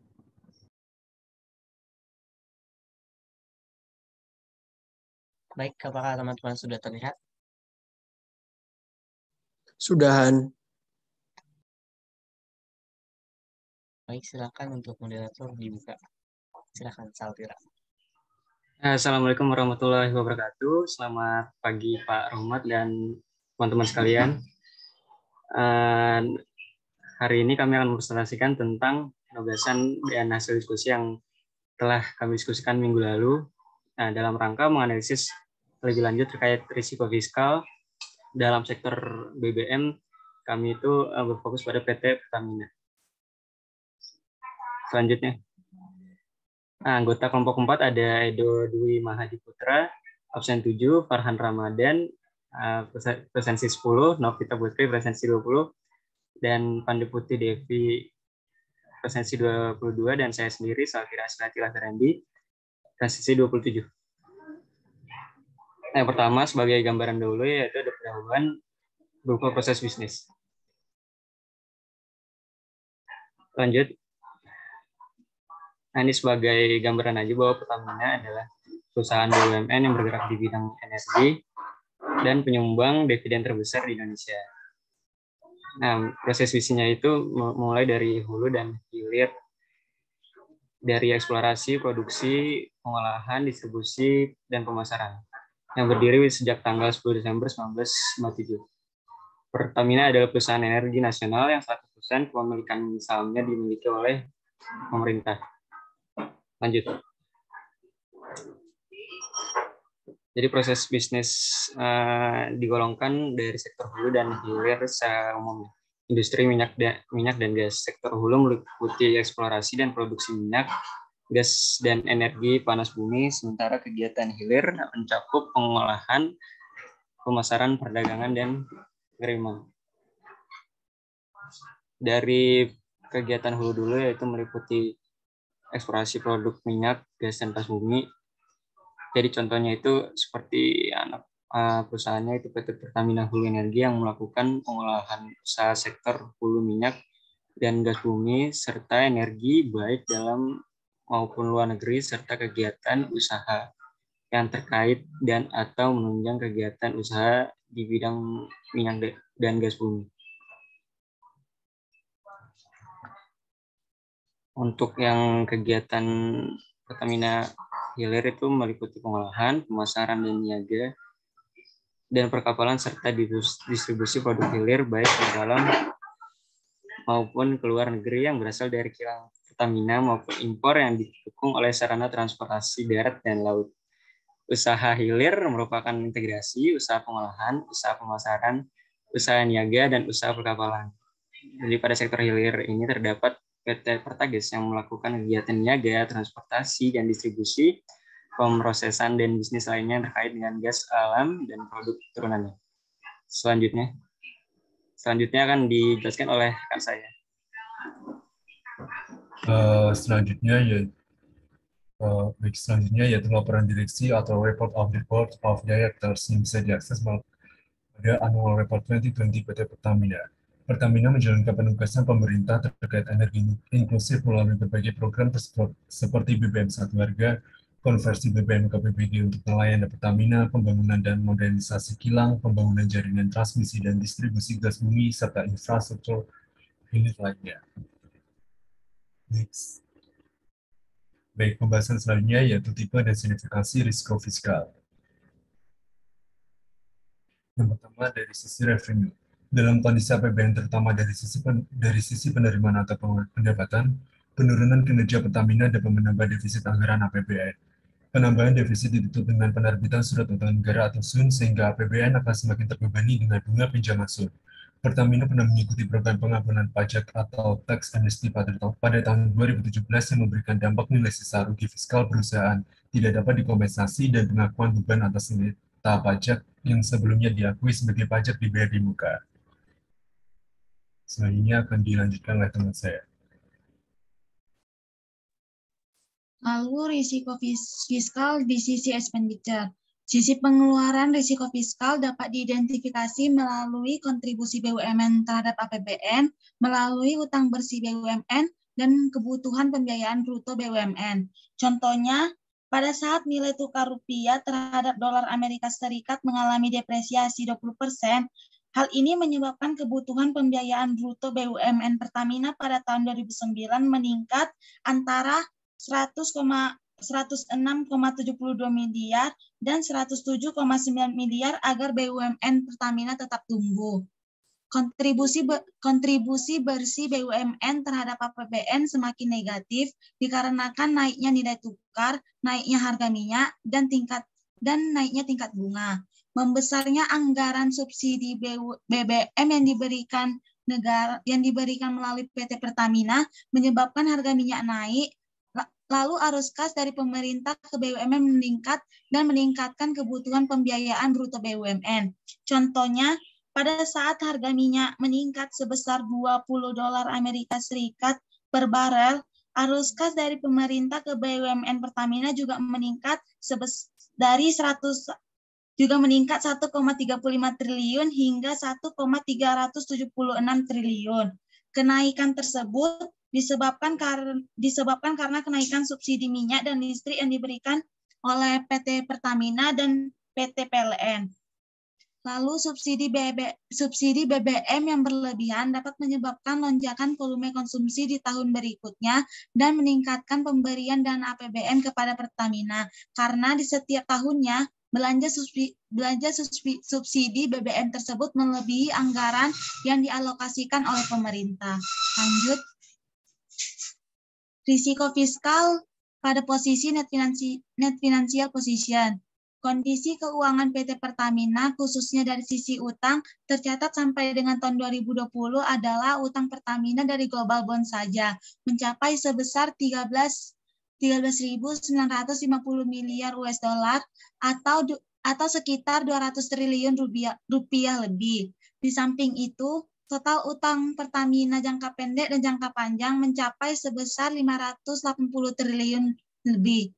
Tingginya utang Pertamina tersebut Diduga dilandasi dari keputusan perusahaan dengan menimbun utang agar bisa bertahan menghadapi kemungkinan kebangkrutan. Permasalahan tersebut segera direspon dengan permasalahan baru, yaitu dengan memperoleh utang baru sehingga utang tersebut menumpuk. Selanjutnya dampak dan upaya akan dijelaskan oleh rekan saya.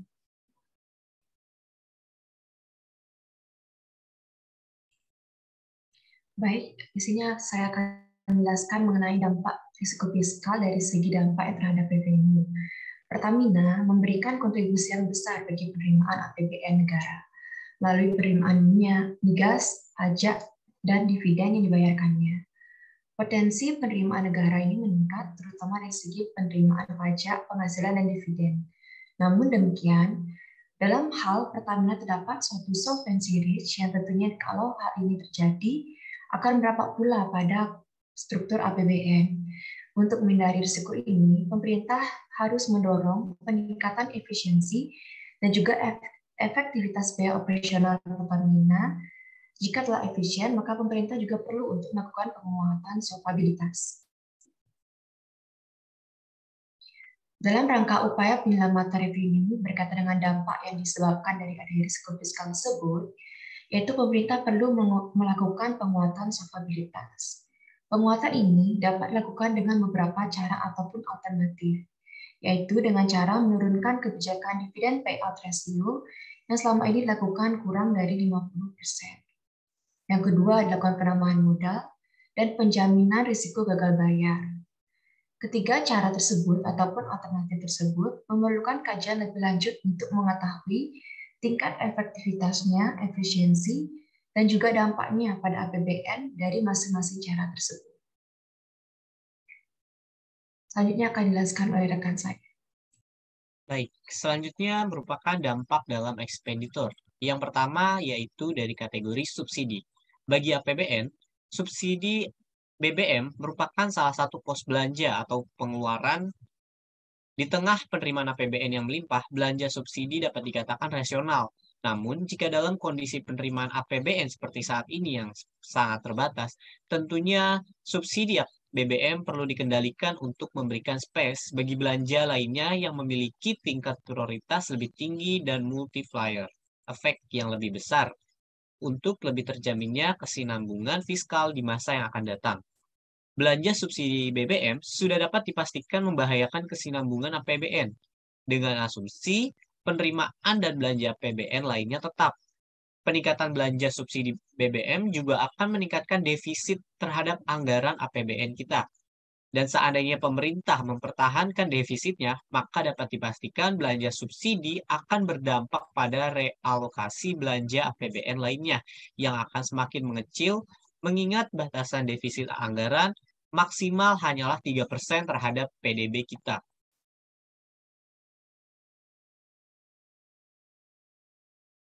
Lalu untuk upaya penyelamatan ekspenditur tersebut, maka pemerintah mengambil upaya yaitu adanya faktor eksternal dan situasi geopolitik internasional yang dapat berpengaruh terhadap fluktuasi harga minyak mentah Indonesia atau EICP, Indonesian Crude Price, harga produk BBM atau MOPS, harga produk LPG atau CPRMSO, dan juga stabilitas nilai tukar rupiah, yang pastinya nilai tukar akan terus berubah-ubah. Dengan tidak adanya pengendalian, dapat dipastikan fiskal pasti akan tertekan. Upaya pemerintahnya yaitu mengolongkan tipe kendaraan apa saja yang boleh menggunakan BBM bersubsidi. Yang kedua yaitu melakukan kebijakan transformasi secara bertahap dari subsidi berbasis komoditas menjadi subsidi berbasis orang atau penerima manfaat. Lalu yang ketiga, BPH Migas membuat surat edaran peruntukan BBM subsidi kepada lembaga penyalur untuk dipatuhi dan mendorong digitalisasi SPBU sebagai salah satu sarana monitoring yang dilakukan oleh Pertamina. Selanjutnya, dampak dalam ekspenditur yaitu dalam PSO atau Public Service Offering. Pemerintah mempunyai kewajiban untuk menyelenggarakan pelayanan umum di berbagai sektor seperti penyediaan layanan transportasi, infrastruktur ketenaga listrikan, jalan, dan juga lain-lainnya. Tersedianya berbagai infrastruktur dan layanan umum tersebut diharapkan dapat mendukung tumbuh selanjutnya, penyediaan lapangan kerja dan menumbuhkan perekonomian daerah yang pada akhirnya berdampak pada pertumbuhan ekonomi nasional. Dalam menyelenggarakan misi kewajiban pelayanan umum atau public service obligation di atas, maka pemerintah menugaskan badan usaha milik negara atau BUMN yang berkaitan. Namun, pada kenyataannya, pelaksanaan PSO oleh BUMN justru menunjukkan BUMN yang mengemban tugas PSO biasanya akan merugi. Contohnya, dikarenakan PSO itu merupakan tugas yang berat ataupun tidak eksistensi di dalam bisnis. Seperti menyuruh PT Pertamina untuk melakukan pembangunan menyeluruh di berbagai daerah di Indonesia, termasuk di daerah 3T, terluar dari 3T tersebut. Sama seperti PT PLN. Lalu untuk penyelamatan ekspeditornya ini, maka pemerintah selain membayar selisih atas harga yang ditetapkan dengan harga pokok produksi plus margin keuntungan dan pajak, pemerintah juga harus menyediakan PMN atau penyertaan modal negara untuk memperkuat struktur modal dan juga investasi. Dengan demikian, apabila penugasan PSO dilaksanakan oleh BUMN yang memiliki kinerja keuangan yang kurang sehat, maka BUMN tersebut dipastikan akan memerlukan dukungan pemerintah, yaitu berupa PMN atau penyertaan modal negara. Kembali lagi pada Devi. Baik, berkaitan dengan salah satu tipe risiko yang ada di net financial position, yaitu berkaitan dengan additional borrowing to fill gross financing needs, adapun dampak yang disebabkan, yaitu utang perusahaan, dalam hal ini termasuk kategori tinggi. Hal ini dapat mengganggu cash flow perusahaan. Dalam hal perusahaan tidak dapat menjalankan proses bisnisnya sesuai dengan penugasan dari pemerintah dan bahkan tidak mampu lagi untuk menarik profit yang layak. Apabila permasalahan keuangan dalam hal ini adanya utang yang kian meningkat, tidak pula temukan penyelesaian ataupun jalan keluarnya, maka hal ini akan mengancam kondisi PT Pertamina. Perusahaan bukan tidak mungkin dapat terpuruk hingga gulung tikar akibat dari utang yang kian menggunung. Di samping itu pula, terdapat kemungkinan dari perusahaan akan kembali menimbun utang-utang baru demi bertahan menghadapi kemungkinan terjadi kebangkrutan. Ada pula dampak lain diantaranya dapat memicu perusahaan dengan menjual anak-anak perusahaannya melalui bursa saham dengan tujuan utama, yakni agar dapat memperoleh profit semaksimal mungkin untuk menutupi kerugian yang terjadi. Next.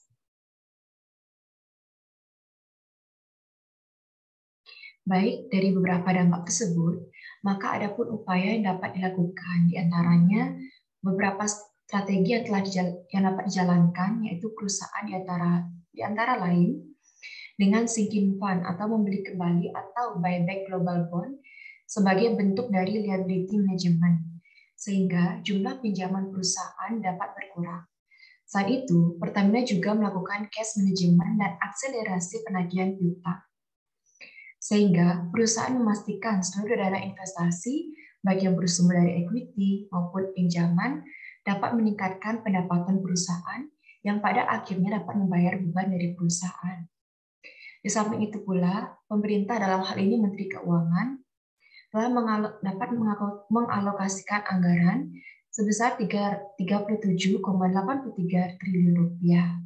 Suntikan anggaran ini dalam rangka Program Pemulihan Ekonomi Nasional atau PEN di tahun 2020. Direktur Jenderal Anggaran Kementerian Keuangan menjelaskan pula bahwa pengalokasian anggaran tersebut muncul akibat kebijakan dari pemerintah sendiri, yakni dengan mengendalikan harga bahan bakar minyak atau BBM dan juga listrik dalam beberapa tahun terakhir.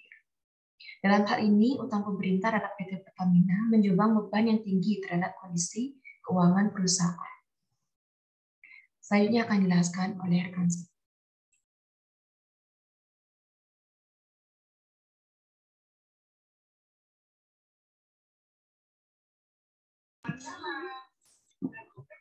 Setelah beberapa pembahasan barusan, lanjut pada kesimpulan, di mana Pertamina memberikan kontribusi yang besar bagi penerimaan APBN melalui penerimaan migas, pajak, dan dividen yang dibayarkannya.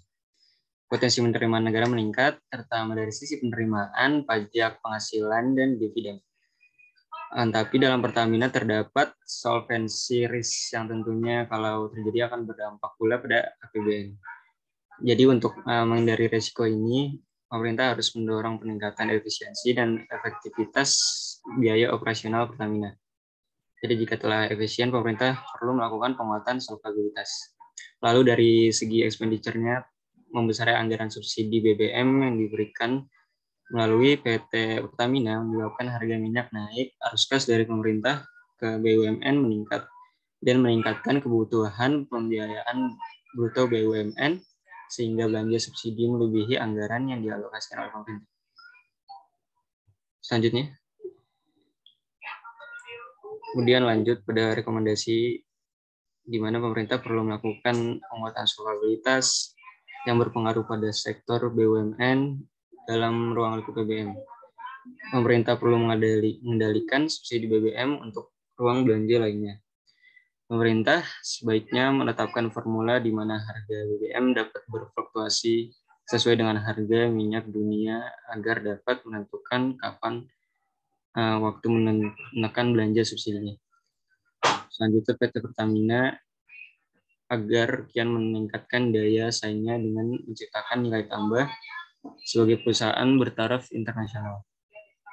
Lalu rekomendasi selanjutnya di mana lompatan yang telah dilakukan perusahaan agar terus dijaga sesuai dengan 5 key performance indicator di Kementerian BUMN, yaitu menyeimbangkan antara korporasi dan pelayanan publik, kembali kepada core business, menjadi excellent, inovasi digital, dan R&D untuk menjadikan Pertamina sebagai teknologi company, serta transformasi human capital. Masih ada selanjutnya, rekomendasi selanjutnya, di mana perusahaan agar kian serius dalam melakukan transaksi lindung nilai atau hedging melalui bank domestik, serta efisiensi atas pengeluaran biaya yang masih bisa dikontrol, sehingga bisa menghemat besar-besaran. Pemerintah harus mempercepat pembayaran penggantian subsidi yang masih menjadi utang pemerintah terhadap Pertamina, lalu melakukan perombakan terhadap jajaran direksi Pertamina. Tujuannya agar dapat mendukung pencapaian kinerja perusahaan yang lebih baik untuk depannya. Sampai kita pada slide berakhir juga presentasi kami pada hari ini. Untuk yang ada pertanyaan atau tanggapan, dipersilakan.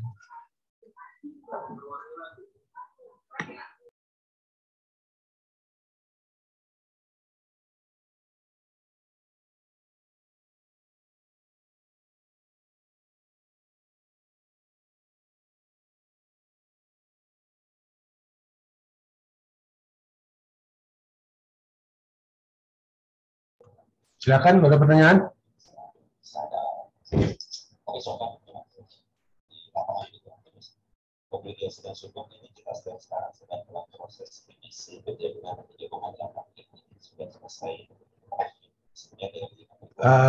Teman-teman, kalau sebelum yang lain saya ada pertanyaan sedikit nih. Kalau menurut tim tadi yang kelompok presentasi, adanya penyaluran subsidi ataupun kebijakan lain yang ditetapkan oleh pemerintah, misalkan kebijakan BBM satu harga, bagi Pertamina sendiri itu menguntungkan atau malah merugikan dari sisi finansial. Lalu bagi pemerintah, Pertamina ini semacam tools ya, sangat membantu. Karena kebijakan fiskal pemerintah, risiko-risikonya itu sebagian dialihkan ke Pertamina. Kalau bagi Pertamina sendiri bagaimana?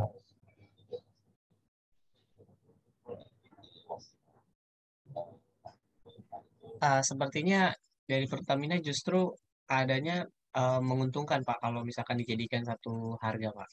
Karena kan di daerah-daerah yang biasanya mungkin lebih murah ataupun ini, tapi terpaksa sama dengan daerah yang ada di DKI, Pak, harga Pertamina ya, Pak. Seperti itu, Pak, mungkin.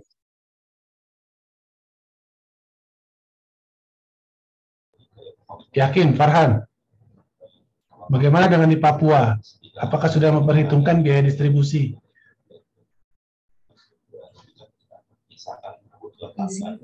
Saya menambahkan sedikit maksudnya, Pak. Devi. Kalau menurut saya itu dari artikel yang saya baca kemarin itu terkait dengan masalah subsidi dari yang diberikan Pertamina dari pemerintah itu seperti menimbulkan suatu utang pemerintah terhadap Pertamina, Pak. Jadi menurut saya bagi Pertamina itu sendiri itu malah membawa kerugian bagi perusahaan. Dikarenakan banyak utang-utang yang dimiliki pemerintah kepada Pertamina dalam hal ini terkait dengan subsidi itu yang masih belum bisa dibayarkan sepenuhnya kepada perusahaan, yang dimana hal ini di tahun 2020 itu mengakibatkan suatu terjadinya beban bagi Pertamina. Bahkan Pertamina juga di tahun 2020 itu menghadapi terjadinya pertukaran kurs, di mana pertukaran kurs ini sudah menimbulkan kerugian, tetapi dengan adanya utang pemerintah dari subsidi ini juga menambah suatu kerugian. Jadi menurut saya itu justru dengan adanya subsidi ini malah memberatkan dari segi perusahaan, Pak. Menurut saya. Oke, memang seperti itu ya, pemerintah itu punya utang besar sekali ke dua perusahaan nih, terkait subsidi itu ke Pertamina dan ke PLN. Dan utangnya itu kalau nggak salah nggak ada bunganya. Nah, di satu sisi ini sesuai tadi dengan hasil risetnya World Bank bahwa ada competing goals, ya. Ada goals yang berbeda directionnya. Satu, Pertamina PLN sebagai persero harusnya adalah profit oriented. Ketika tugaskan oleh pemerintah harusnya cost plus markup untuk keuntungan.